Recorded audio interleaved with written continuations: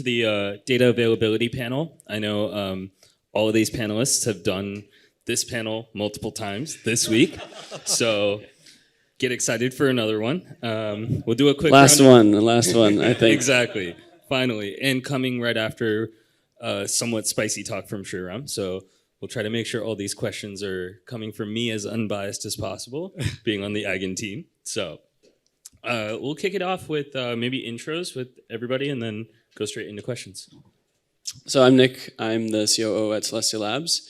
And Celestia is building a modular data availability network that uses data availability sampling, which is a new cryptographic primitive, to securely scale block space for L2s and rollups with the number of users in the network.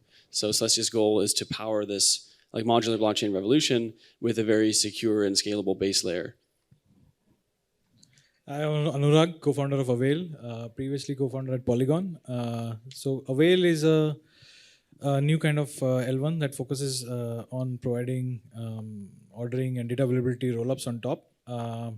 We implement this novel innovation called data availability sampling, but we do it using a combination of KZG polynomial commitments and validity proofs. Essentially, in general, the idea we developed in late 2020, and we've been working for the last 3 years building this out. And we are on testnet, and mainnet is expected soon. Hi everybody, I'm Shriram. I work on EigenLayer. One particular thing we've been working on is a product called EigenDA, which I just talked about. So, cool. So can you guys each explain why some of these custom DA solutions are maybe better than Ethereum DA or data availability committees, perhaps, and kind of how each of your projects want to go about improving the experience for developers or users or rollups in the space? Sure. So I guess I can start. Well, in traditional blockchain architectures, the way that you verify that data is available is that you just download all of it. And that becomes a bottleneck when you want to scale the throughput of a blockchain, because if there's more and more transaction data, then each node in the network has to download that much more data. And so eventually, you would need to have like almost infinite bandwidth if you wanted to actually have billions of people using blockchains every day. And so that's just a fundamental scaling limit in traditional blockchain architectures. And there's other ways of verifying data availability. One is to use a committee, but then when you introduce a committee back into sort of like the trust model of a blockchain, you're kind of undoing the whole like point of blockchains in the first place, which is to have these verifiable systems. And so the only way that is like currently known to like securely scale data availability in a way that preserves this like core property of blockchains is data availability sampling. And we can talk more about how that works, but basically nodes in the network, rather than having to download all the data in a block, they just sample randomly from that block a very small amount of overall data. And the amount that they need to sample does not grow as quickly as the amount of data that can be put in the block. And so what this means is that you can continue to increase the block size while not really increasing the node requirements very much for end users to verify it. So it's really like a breakthrough that will like kind of solve this like age-old debate and like problem in blockchain architectures, which is like you can't scale the base layer. This is why Bitcoin forked like the block size wars. And so I think Ethereum is basically built in this old way. They want to move towards danksharding, which is this new data availability sampling enabled path. And like Celestia has already built that, Avail is building that. And I think that's really the future of how we'll scale blockchains. Okay. So let me try to maybe break this down in two ways, right? Like, so there's this. So when we talk about data availability, right? Like, so it has to be put in context. So there is the Ethereum rollup context, and then there is, like let's say an Avail native context or a Celestia native context or whatever, right? Like, from Ethereum rollup context, right? Like, what is the best data availability solution available? this is on-chain data availability, right? Like, and so Ethereum has a roadmap to do that. Like, there's proto-dank sharding coming up, dank sharding coming in the future. But the reality is that, as far as I've heard, like Dankard was mentioning something, but it's going to take years to kind of build out dank sharding, because Ethereum is a system in production which kind of secures like north of $250 billion in value, right? Like, so it's going to take some time to come up with the capacity to enable rollups at scale, right? Like, so now you know that this is a problem, and so the on-chain data availability on Ethereum is the best solution from an Ethereum rollup point of view, right? Like, from an Avail point of view, any rollups that are native to Avail, whatever the security guarantees that Avail provides are the best security guarantees that a Avail native rollup will get. Now, I think the confusion arises in the sense that how can these other systems provide this feature to, rollups or constructions on rollups like validiums, for example, and all that, right? Like, which do, let's say, which have a bridge to Ethereum, which do settlement, like send proof to Ethereum, right? Like, and there, what is the best solution that we can give is what is really I think that is what this question hints at, right? Like, and in that sense, what I would say is there is a system like Avail or any of these systems, right? Like, and what can we provide? Like, what is the next best solution that can be provided to these constructions that are out there, right? Like, and what we bring to the table in that regard is, like, let's say we have the Avail blockchain. It does erasure coding, polynomial commitments. It has a separate data sampling network, but I will not get into that from an Ethereum perspective. But what we do is then we have a ZK Snark based light client that provides a data attestation to Ethereum, etc., etc. And what we think is that is one of the best solutions that is possible to be given to these kind of hybrid constructions that are out there. Now, Celestia, might take, a particular implementation. EigenDA might take a particular implementation, but we just need to grade them in the particular attributes that they provide to a specific problem. Like, I was just rambling a little, but yeah. No, I think that's a very, very accurate phrasing of what the situation is. Because, security guarantees are always contextual, right? So security guarantees are not universal. You cannot say a blockchain is secure. Actually, what is really the security guarantees apply to confirmation rules. So, totally appreciate that the guarantees have to be contextual. From our point of view, the way we think about it is we ask the question, hey, Ethereum has this, EigenLayer is a very Ethereum-centric project. We allow ETH nodes, ETH holders to stake their ETH. We allow Ethereum node operators to participate in the EigenLayer network to secure arbitrary systems. The first system that we built on top of EigenLayer is EigenDA. EigenDA, is not just a proof of concept to demonstrate EigenLayer. It is a proof of value. It is the proof that EigenLayer can help supply valuable systems. So, what is EigenDA? The way we think about EigenDA is, if you have to take a first principles approach in thinking about a data availability system adjacent to Ethereum, how would you do it? And that put us in a, that is the main driving question that we think about. When, the first observation is that Ethereum already has a native asset, ETH. Why not use that in the data availability system? Ethereum has, it doesn't mean that all of the ETH that exists and staked in Ethereum will be also staked in EigenDA. Only a subset of it will be staked. And you can go to the dashboard and see how much is staked. Right? So that's number one. Number two, node operators. Node operators exist in the Ethereum ecosystem. How can we let them also participate in EigenDA? And EigenDA is constructed with this as a first principle. For example, Ethereum node operators have very low node requirements. This we all know. This is one of the reasons Ethereum has low throughput. EigenDA is constructed with this in mind. EigenDA can be run with even lower requirements than running Ethereum. Okay, but the system itself is more performant because it does horizontal scaling. Every node no node ever downloads all the data or ever needs to download all the data. If you want to download all the data, you can download all the data. But the system is constructed with horizontal scaling in mind. It is a necessity for us because we want Ethereum node operators to participate. That's number 2, is we want the node operators to participate. Number 3, if you're building an Ethereum rollups already have ordering properties that are inherited from Ethereum. So why should I build another ordering system if I'm building something adjacent or accompanying Ethereum?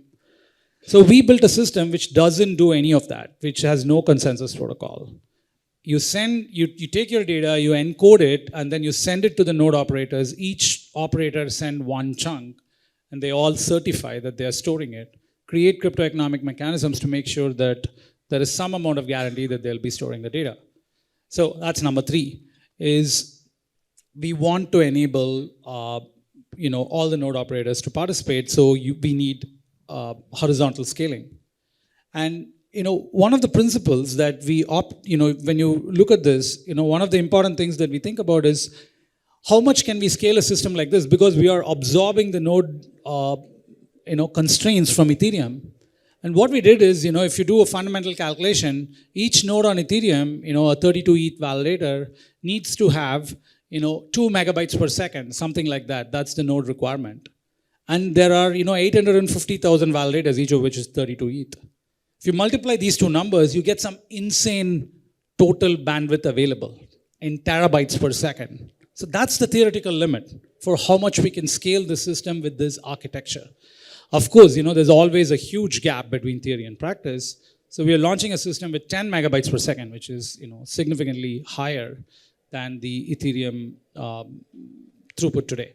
But that's the way we are thinking about it, is how do we build a system which is accompanying Ethereum? It therefore doesn't have all the properties when you want to run it natively. For example, like a chain gives you unconditional correctness guarantees. You cannot get that on EigenDA because it's not built with that in mind. Awesome. Yeah, I think Anurag brought up a really good point, which is, these are some open design questions in the space, and each of the projects is kind of taking their own strategy about implementing some of the, strategies that we've chosen in terms of design. So, you guys all touched on certain performative benefits, certain certain implementations, but as we transition to EIP 4844 and donk sharding, Nick, you mentioned, this is something that is on the Ethereum roadmap for in-protocol data availability, and getting some context from, hopefully, some brief context on how your projects will align with donk sharding / how you guys have been preparing for it, and how that might affect Ethereum native rollups versus, protocol native rollups when 4844 is out. Sure. So I think 4844 is a really great step towards dank sharding.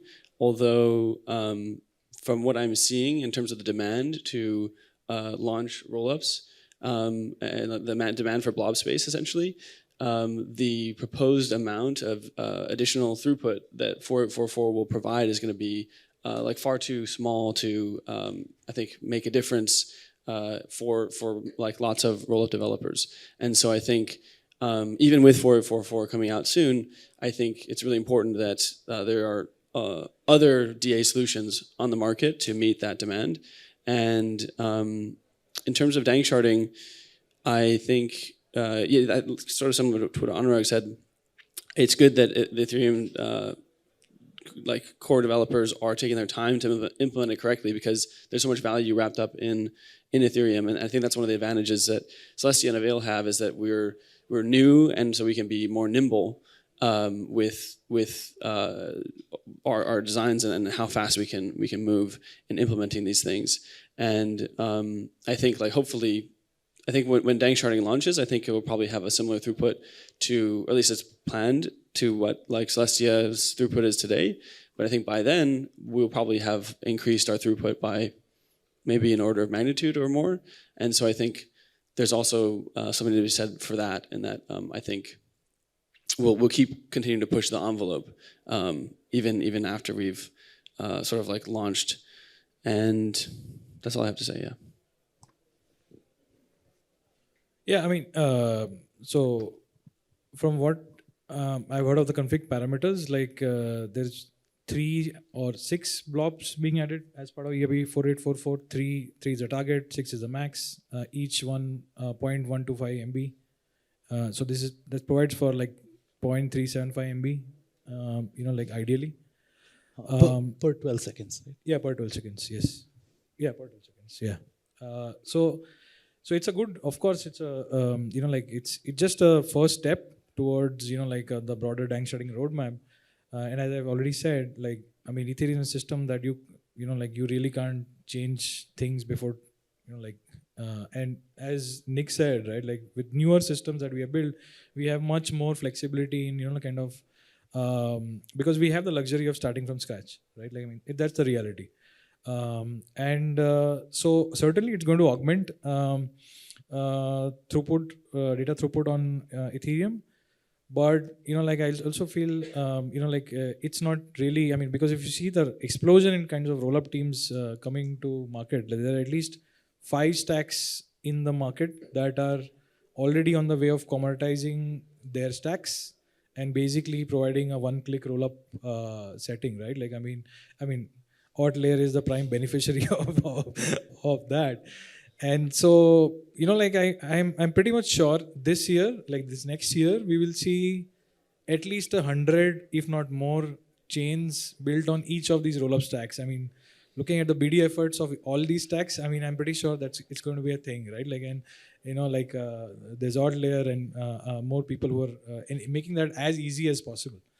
So the TLDR is that you're going to see roll-ups scale. Now, today these are EVM roll-ups, but a lot of newer roll-up stacks waiting to come out of the wings of various other execution environments.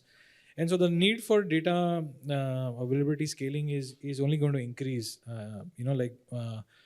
very quickly. And so then what is the solution for all this, right? Like, so yeah, EIP 4844 is a correct solution in terms of like the Ethereum rollup roadmap, but as you can see, because of this growth, right, like the other DA systems certainly should see a lot of demand.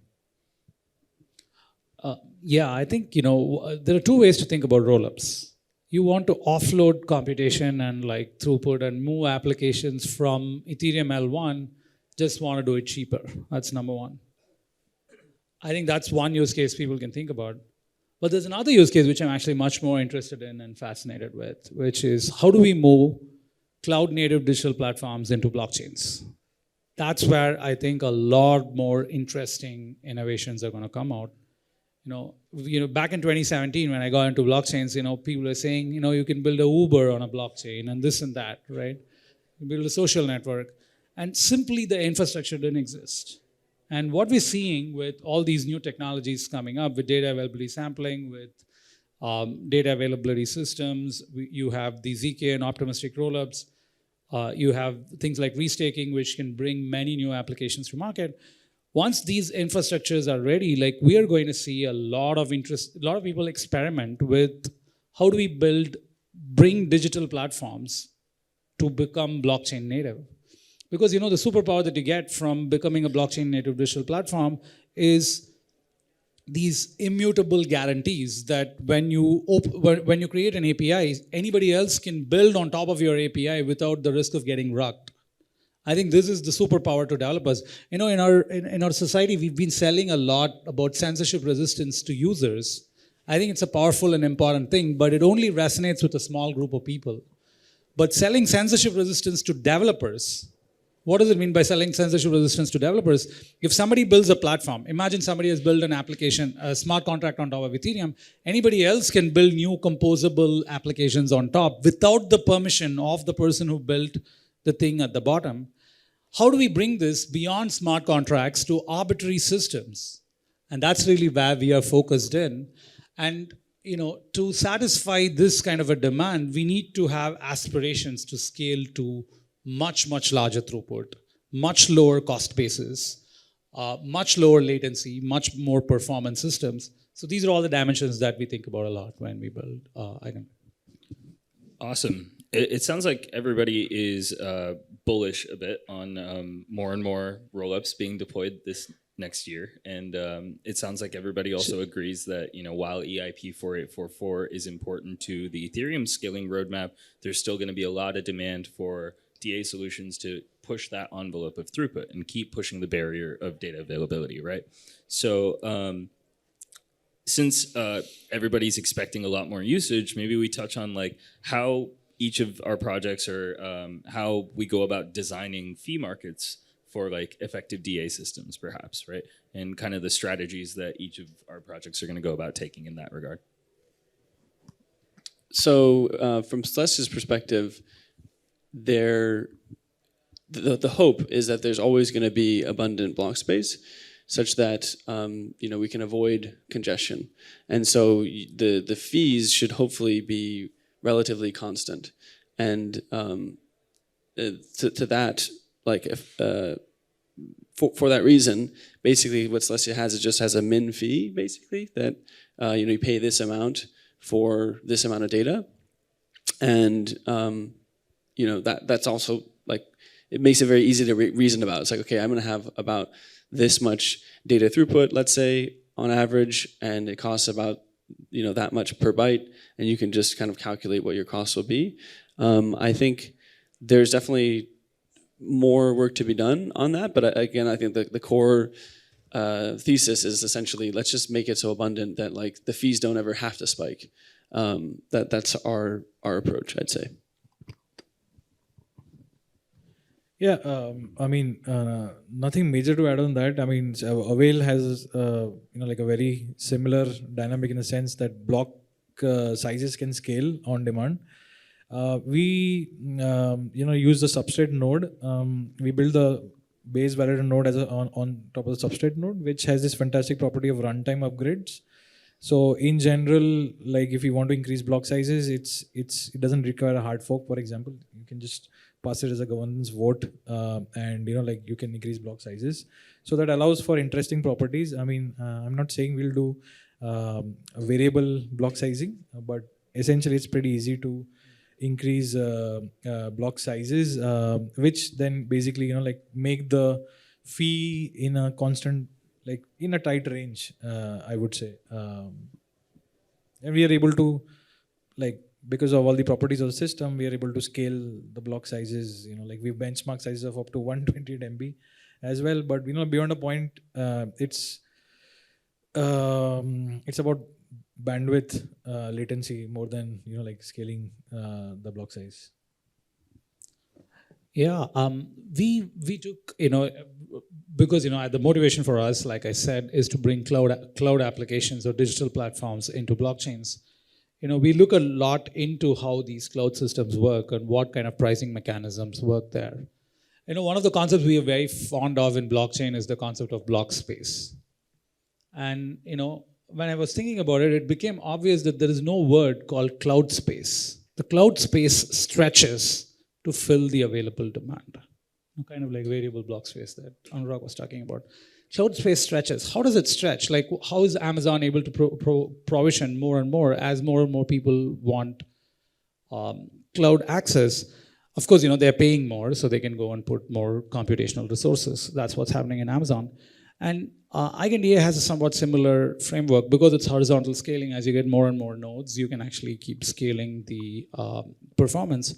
But one other thing that's important is in the cloud, you have two concepts. One is the spot instances, where you can go and buy an instance at the moment.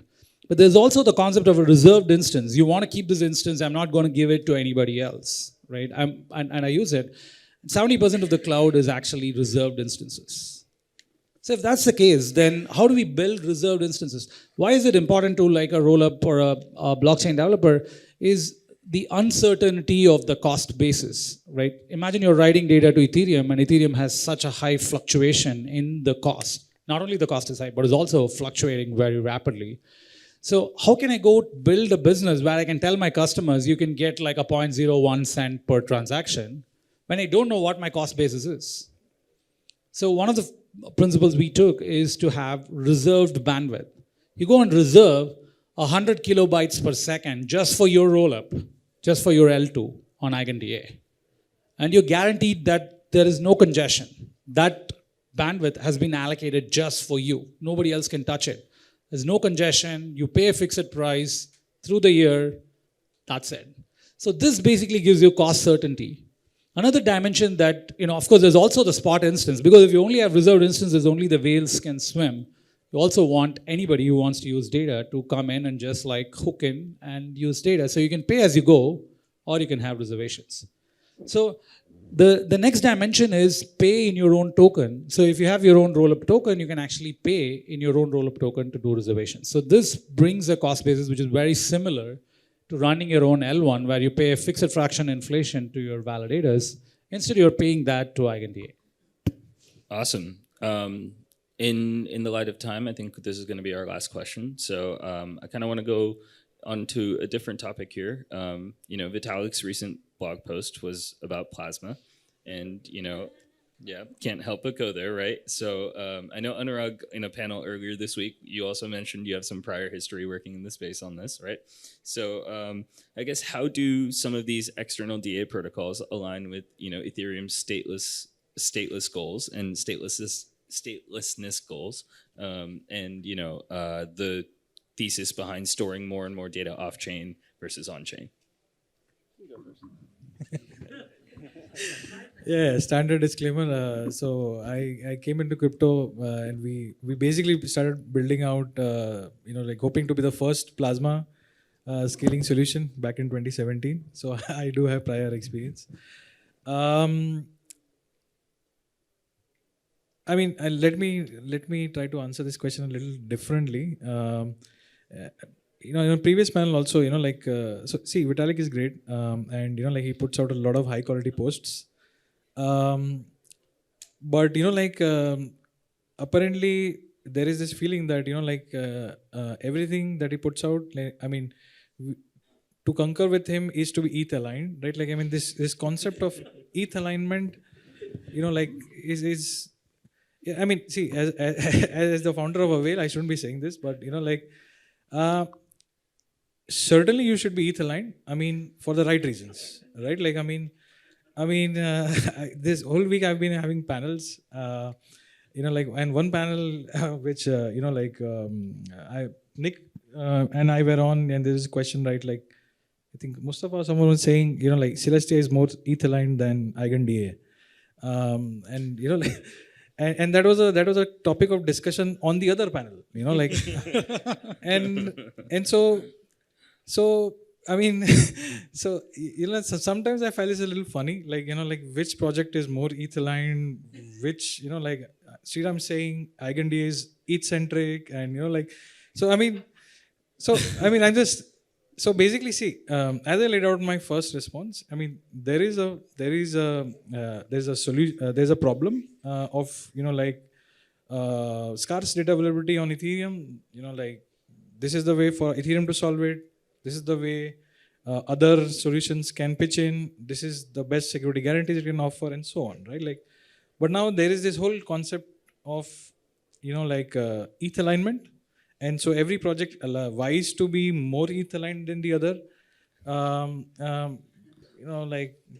which is okay. But yeah, I'm not answering your direct question. So I was just about to say, a much more interesting question. So let's keep. No, I was just about to say, right? Thank you, Anurag, for addressing somewhat of the elephant in the room, right? But at the same time, what can we go back to kind of the statelessness goals and how that might affect what Avail's strategy is, right? In terms of storing less data on chain, perhaps, right? Or other projects, feel free to take this, right? Can I answer? Yeah, okay. I think as far as statelessness is concerned, it's if you're minimizing storage of on-chain state and can do it trustlessly, still need some, to the extent that you need any off-chain data availability solutions, all these solutions work well. So I think, in that sense, they're all uniformly good. I think it's good to explore every possibility. And so I felt that Plasma had been pretty thoroughly explored, but I haven't actually had the time to read Vitalik's posts in depth, but I'm sure that there's a good reason that he wants to bring that back up, and perhaps there's like things fundamentally change, right? Technology evolves and can make previously, just kind of not ready ideas ready and useful. And so I think in Celestia's case, we have this mantra of build whatever, which just means like, just build, like anyone should feel free to build and use whatever technology they want.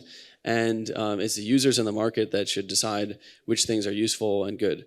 And so from my perspective, it's always a net positive to have people exploring new avenues. And what you need, though, is you need to be clear about what the trade-offs are. And I think there are some pretty big trade-offs that you make when building plasma-type systems. I think it's probably only useful in a much more limited range of use cases than rollups. But in those use cases, they could have a big benefit of like saving a lot of costs or enabling new things. So, yeah. Amazing. Let me closing notes. I just say that loud. Rollups are much better. I love it. Any closing thoughts? No, Okay, lovely. Thank you so much, everyone. Thank you, you. EigenLayer, for organizing this. Thanks, Vias.